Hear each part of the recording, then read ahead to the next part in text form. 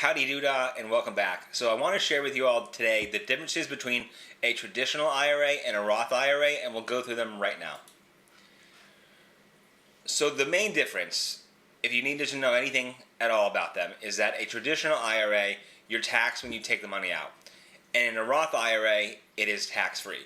So obviously a Roth IRA is going to be the way better selection for most people because the taxes are not paid when you withdraw, meaning they're tax-free. But the cap is usually around $125,000. If you make more than $125,000, and there's a specific formula that you cannot have a Roth IRA, meaning you'll have to do a traditional, and you'll have to do what's called a rollover if you wanted to roll over your funds from a traditional to a Roth IRA, and that's a whole nother video and a whole ball game in it of itself. So the contribution limits for each is the same per year, and it changes yearly.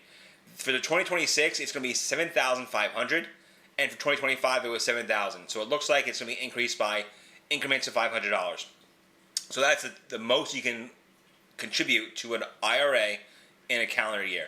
So that's a little over like $500 a month. So set your prepaid monthly contribution so you don't have to worry about it, and you don't have to think about it, and you don't have to time the market. So there are early withdrawals. If you withdraw the money before you're 59 and a half, there's going to be a penalty.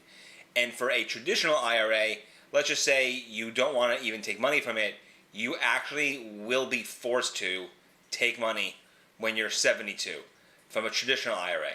But from a Roth IRA, you do not have to.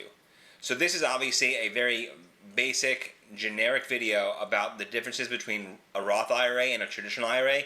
I would recommend to do a lot more research because there's a lot more nuance.